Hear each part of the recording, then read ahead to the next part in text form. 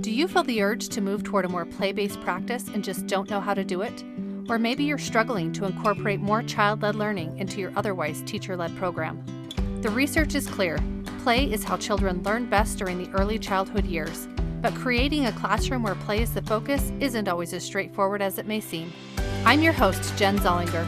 Join me as we explore the incredible ways that play serves preschool children and how to best implement it in your classroom. This is Play Before Pencils. Today's episode is a follow-up to the discussion I had in episode 4 about outdoor play with Kristy DeGraaf. If you haven't had a chance to listen to that episode yet, be sure to catch it. I'm happy today to be talking with another Kristy. Kristy DeGraaf is a family childcare provider, trainer, and childcare coach. Kristy started her career in social work and moved to family childcare in 2007 after finding it hard to locate and pay for good care for her own children. Kristy is passionate about play, getting kids outside, and supporting other family childcare providers in their work. Kristy lives in southern Utah, the heart of the Big Five national parks, with her husband and 4 children. Kristy received the National Childcare Teacher of the Year Award from TLCCF Children's Tylenol in 2014 and is always working to improve her practice and work with children. She also has a bachelor's degree in psychology and a master's degree in professional communication. Kristy, thank you so much for being willing to be on the podcast today. I have loved following your social media page and just watching the transformation of your outdoor space as you have worked on that. And you've really turned it into I think it's something magical for the children that are in your program. And so my goal today really is just to pick your brain a little bit about how to even begin planning an effective outdoor play space. As much as I would love to have 50 grand to have somebody design and install a beautiful space for me, my reality, and I'm sure the reality of most people listening, is that I'm working with a limited budget. I have obstacles in place. And so sometimes those just feel like barriers. And I stand in my yard and I think, I don't even know which way to go. I have all of these ideas, but how do I tie them together? How do I make that plan actually work? But before we really dive into that, will you just start by giving us a little bit of background on your program so that we can have some context about how you became so passionate about outdoor play and how you've, integrated that into your program? Yeah, of course. So I started my program 17 years ago. I was a social worker for Child and Family Services, and I didn't really have plans to leave until we moved to the town we're in now. And our first experience wasn't great. In addition to which, I was a social worker, my husband's an artist, we were not making very much money. And so it was a challenge for us. So all the stars aligned and I decided to open my program. And I had 2 kids at that time. I was actually so excited about being outdoors and about integrating that into my space or into my plan. But I just, we had just bought a little twin house and it had this patch of grass. And I was like, oh, that'll be perfect. There's a place for them to play. Right. And I remember being so frustrated actually about how that started because we would, we'd go outside and I'd, bring out balls and things and games and think that everybody would just have a good time. And they went outside and they wanted to slide down the dirt hill, the rock hill. Yeah. And they wanted to throw rocks into my lawn. So that's kind of where that started about I knew that being outside was good for kids, but it started out rough for me. Yeah.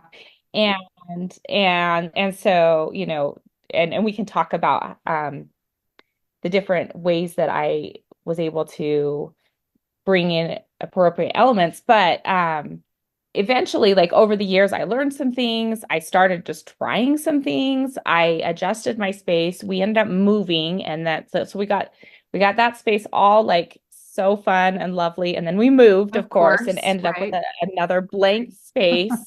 And so, yeah, so I've designed 2 program spaces, and the one we are in now, it feels magical. Some days it feels magical. Some days it just feels like a mess. Um, but yeah, that's my background. So And is your program run out of your home still? You live in the home that yeah. is in? Okay. I think, we're dealing with, you have a couple of different elements. The things that we face as people running programs out of our homes are going to be a little bit different than Mhm. somebody working in a Yeah. center in an outdoor space, just because for us, we're trying to work around, we want a yard that's really functional for the children in our care during the day. Yes. And we also want a yard that makes sense for our family in the evenings and the weekends. And so trying to marry those two things can be a little bit of a challenge at times. For sure. As you've kind of gone through that trial and error process and learned, sometimes I hear people say, oh, it's so easy to start a program, you really don't need anything. And there is some Mhm. truth to that in a way, but there's Mhm. also bringing in certain elements can really enhance and better your program. And so when you think about your outdoor space and how that has evolved over time, how have you figured out that having a well-planned outdoor space can really make or break the time that you spend with the children outside? Yeah. So I think that first of all, you have to recognize there is a sort of a difference between a well-planned space and what most people will think about when they see a perfectly curated space, right? Great And point. that does get a little bit tricky, like you said, where it is our homes. I remember when I first really started diving into this, I followed a lot of different people and one was Bev Boss, and I love her. Mhm. Her program was amazing. She had a community preschool in California, and her program is amazing, but it is just a preschool. And it was, I mean, it was like Disneyland, but like Lord of the Flies, like Disneyland, right? Like just platforms everywhere and sand everywhere and mud everywhere. And, and it was an incredible space for children. Um, but also I'm like, I don't want that in my space where I'm living. Like it's just Right. not Doesn't make functional sense. for us. Yeah. But I think that there's a lot that you can do to create a space that is intentional. And I think that's what you have to remember about being well planned. And I mean, I love where we're at. We're sort of at a balance of we have some spaces for our family. We have some spaces, that are a little bit more well manicured. Yeah. We have grass, we have gardens, and we have some spaces that are just like where kids can get messy. And all of those we've kind of intentionally put in a way that it's been a nice way to marry the needs of our family and the needs of the kids in my program. Yeah. I'm going to jump to you mentioned, with Bev Boss that she was working Mhm. strictly with a preschool program. And this kind of brought to mind the fact that that's what I'm doing. I've got 3 to 5 year olds. So when I'm thinking of Mhm. designing my space, that's the age Mhm. group that I'm looking at. A lot of other people are in a family childcare situation where you have a much Yeah. wider range of ages. And so that presents some additional challenges of how do I meet the needs of all of these ranges? How do I keep the younger children safe from things that are totally appropriate for older children, but not for them yet? How have you worked around some of those challenges in your program? Yeah, and that can be tricky, right? And that is the real trick of family childcare is to face that not only outdoors but indoors. And I just have had to be thoughtful about how I planned my spaces. And also really upfront and honest with parents. Like when they come and tour, um, I let them know our space outside is a little bit risky. Now, we have done things to help mitigate that. For example, we had a spot that we had a hard time growing grass on, but we've really been dedicated to doing that so that we have a really nice safe spot for infants and toddlers. Uh-huh. There have been times when we've used more playpens. Um, we used to use the exercisers, and I just didn't like those for a variety of reasons. And so sometimes with the really little ones, we'll use playpens so they can still be outside with us, but have some range of movement and some range of movement and some freedom. But I just really have to kind of be aware of, okay, I am seeing that there's a gap for infants and toddlers outside. How can Yeah. I address that? And I just kind of had to try some different things. I mean, at one point we bought like because we were having such a hard time with the grass, we bought a turf rug. And that didn't work out very well either because, it got hot and our Yeah. dogs like to be on it. And so, some of it's trial and error, but I think a lot of it's just observing the kids in your program and being really thoughtful about what you're missing and how you can add that in. Awesome. I've even found that as I've experimented with different things, it's like maybe this component about my outdoor space is working Mhm. really well with the kids, but where I have it in my space is not working well Mhm. for me. And so I have to kind of even just play around with like the location of things and moving things around and saying, okay, well, if I put this here, then I'm getting tons of wood chips and rocks and dirt dumped into my grass that's just adjacent to that. So I need a little more space for this to happen and be able to, accommodate both the needs of the children and the needs of my yard. Because I have found that, like you said, growing grass in a yard that children play in, there's a path and I'm like, we just need to make this a stone path because the grass is never going to grow here. So it can be a challenge to try and cultivate and help that to grow and make it functional for everybody. Well, I think the thing that's important to remember is what is working now might not be working in 6 months, That's true. um, or with a different group of children. Mm-hmm. We have a group of kids right now that I've had a lot of them for several years. And so for a long time, we had so many toddlers and they interacted with the space differently than they do now. Yeah. Um, so, it might be that you're adding materials or moving materials or adjusting, what materials you have out there. And yeah, it just is kind of a constant puzzle to solve. Yeah. Yeah. It's true. You're never going to design the perfect space and have it stay the same forever. It is going to be an evolving, changing. Even, I run in my preschool program, I have a morning class and an afternoon class. And the way that they engage, even though they're the same age range, they're Mhm. different children and they just engage differently with the things that are available to them. So that's a really great point to make.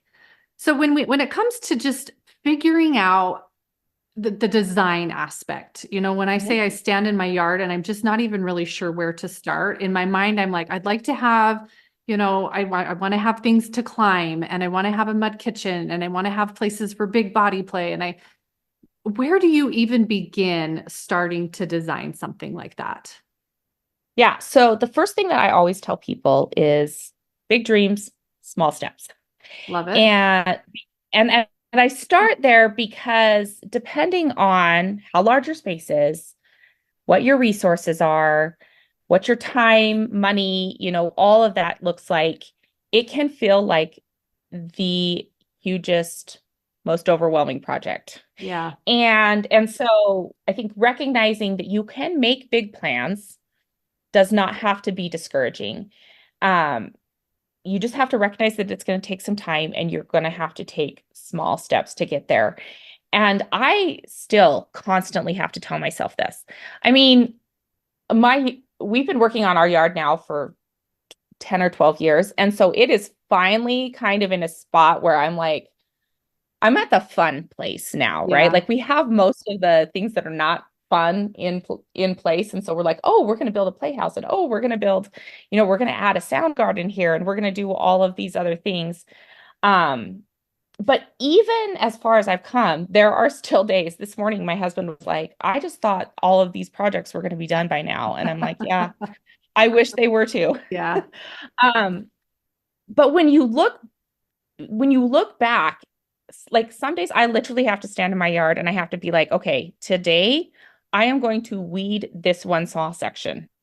Or today we are going to plant one planter of potatoes. Or, like we're going to do this one thing today that is going to make a difference. And it doesn't feel like it's going to make a difference, but eventually all of that put together will. But when it comes to actually like planning your space and designing the elements that you want in it, depending on your resources and your priorities, there's a lot of resources out there. For both of our spaces, we kind of just started with sketching out our yard and just saying, what in our dream world would we have in here? And how can we make that happen? So like when we first started our space, it was like when they were building all of those splash pads. And I was Yeah. like, I want a splash pad in my backyard. Fun. And my husband was like, I don't think that we can do that, but let's think about how we could make that work. And we ended up with this really kind of cool, like little water feature that we can turn off and on, and it just, will dribble water out onto a flagstone patio area. And I mean, it's perfect. It meets our needs exactly. But so we just started sketching and dreaming. And we just also kind of had to start like trying things. Like with our first space, I loved it. But knowing what I know now, I would probably design it so much differently than I did back then. So I always suggest that you start using your local environment and your local landscape for inspiration. And then kind of consider your own space, like what is actually workable in your space, the kids that you work with, we've talked about that. Yeah. Outside of that, there's a lot of other good resources that can kind of help you when it actually comes to like, okay, this is the plan that we're going to start working on. I've used Nature Explorer. NACY has a lot of good articles. Rusty Keeler, he is one of my favorites. Right. Yes. Um, Localscapes is actually that's a nonprofit in Utah, Yeah, I'm and familiar they with have that. some resources. Yeah, I really like their stuff. They've got some good stuff. Our local care about childcare classes. And so I took all of that and I put together a free planning guide that kind of will walk you through some simple steps, just thinking about here's my space now, here's what I want to do. And then I also like took everything that I knew and kind of put it in a larger 5-hour class if anybody really wanted to go into depth about that. I really want to go into depth about it. I am somebody who I struggle. I think back to the last house that we lived in, and it was a little bit of a fixer-upper. And so we knew that we were going to be Mm. doing projects and it was going to take some time. And the thing that probably thwarted my efforts the most was I did the, one step at a time, but I forgot to dream big first. And so I didn't have an overall plan. So I would do this little project and then I would do this little project. And then 2 or 3 years later, I'd be like, oh, I wish I had done that differently because what I really want over here doesn't work very well with that. And so just that failure to think about what do I want the finished product to look like made all of those small steps to where I'd look back and think, I really should have had some, thought about that before I dug into, before I pulled that stone off the wall or whatever. Um, so I love the idea of having, making a bigger plan and knowing that as you make those little small steps, there are probably going to be changes. Things are not actually maybe Yeah. going to turn out exactly the way you initially envisioned it. But I think it usually ends up better because as you're going, you're learning along the way and you're figuring things out. And so I Exactly.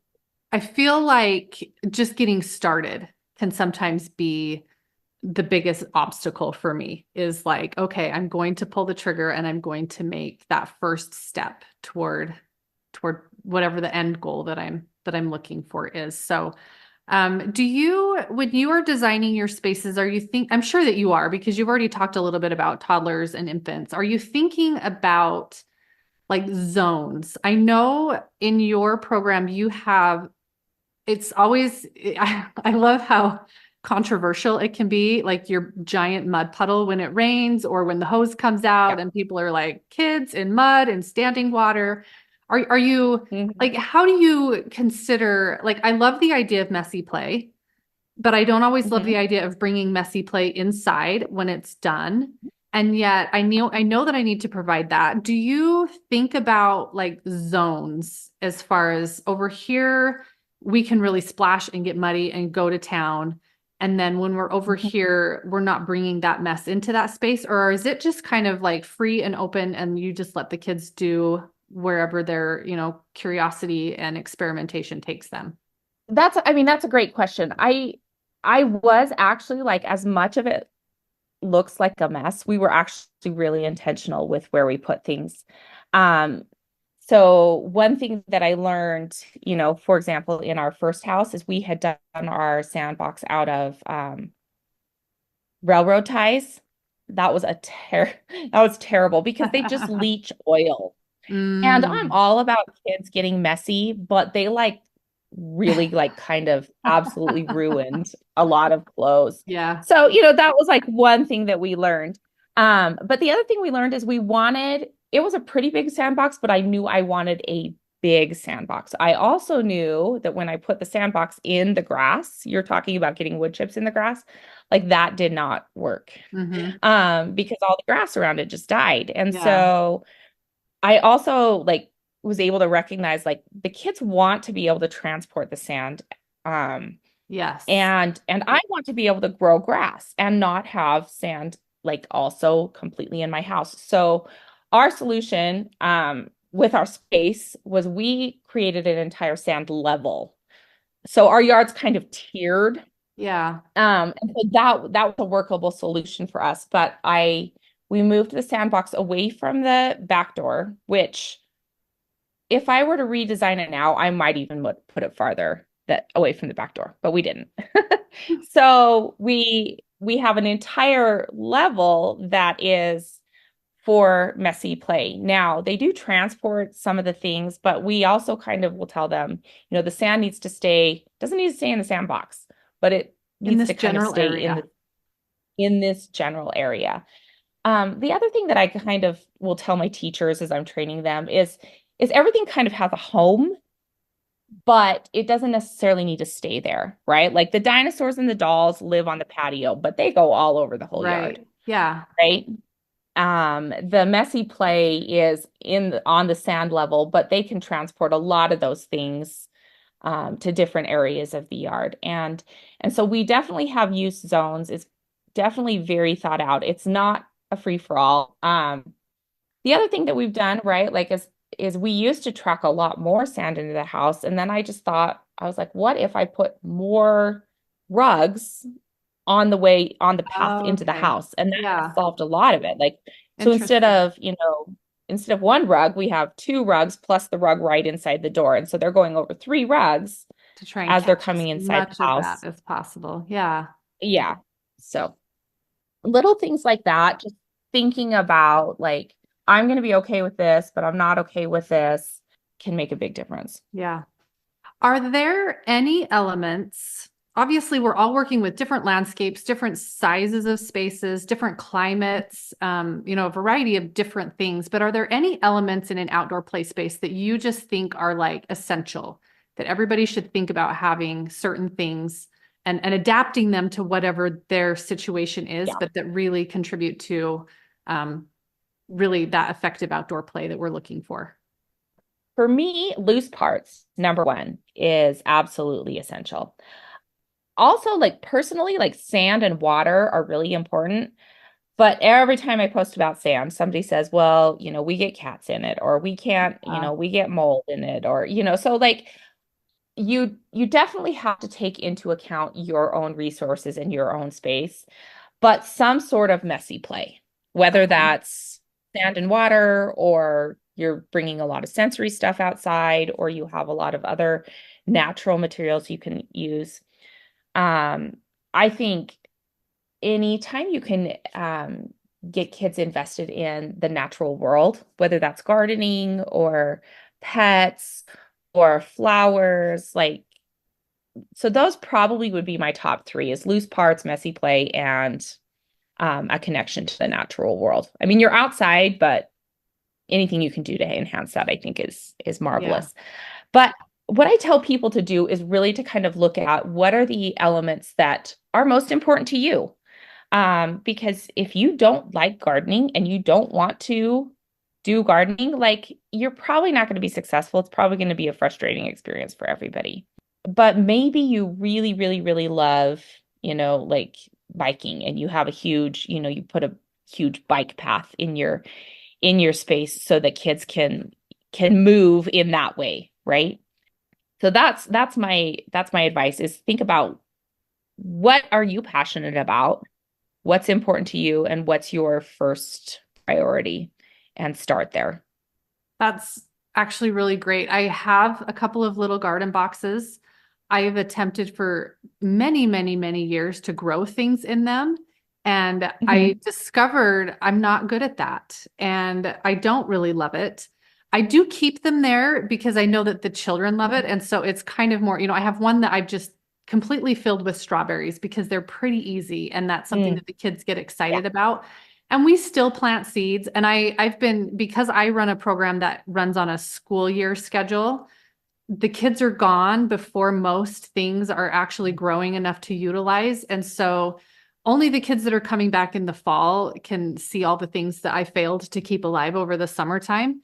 But it still gives Yeah. them an experience of being in the dirt and understanding the process of how something Mhm. grows. And they love to run out and check, is anything, are there any little green stems popping up from the ground today? And just even that little bit, even though I'm not good at it and it's not my favorite thing, does provide them with some enjoyment during the school year. It's maybe not like the full circle experience that true gardeners get to experience, but I still love providing that.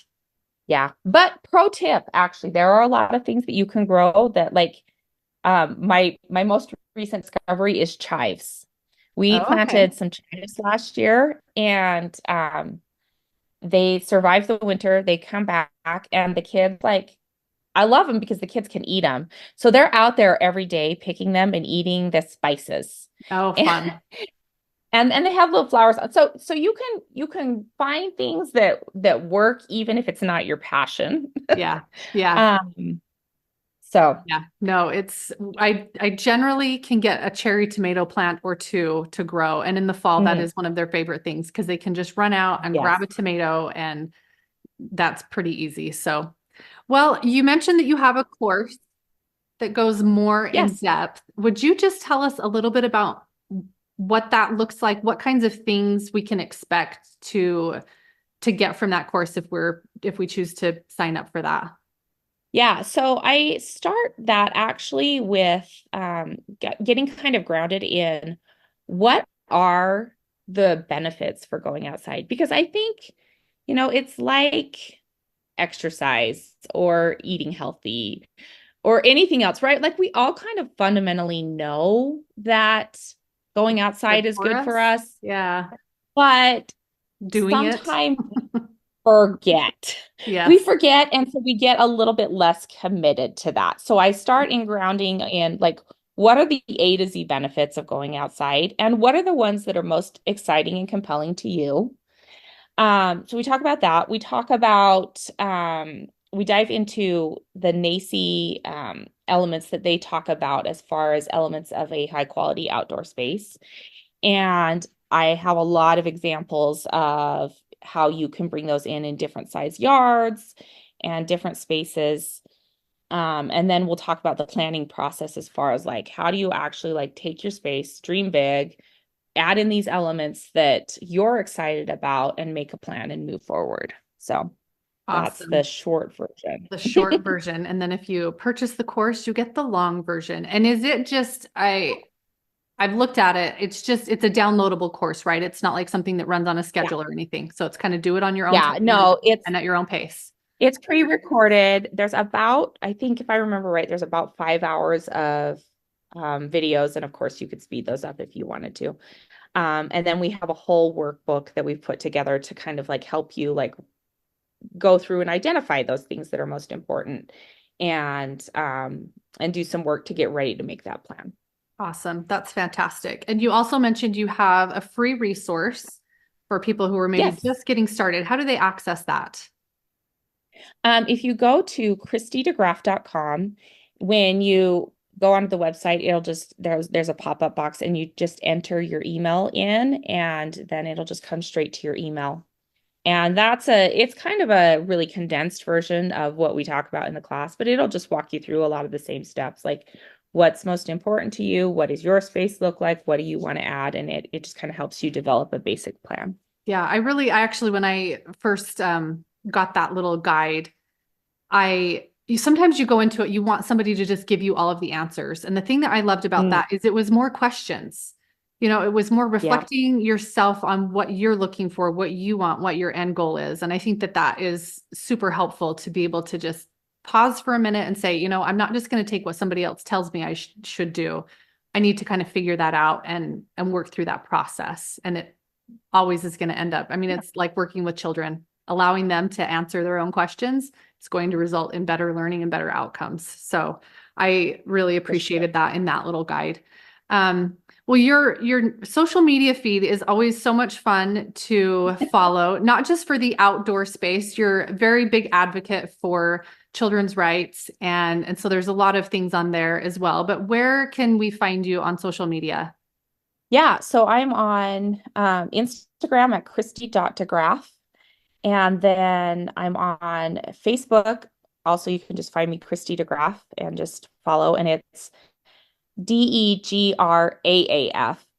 People get confused about that. So 2 A's, 1 F. And then I'm also on TikTok. I can't remember. I think it's Kristy.ChildcarePro on there.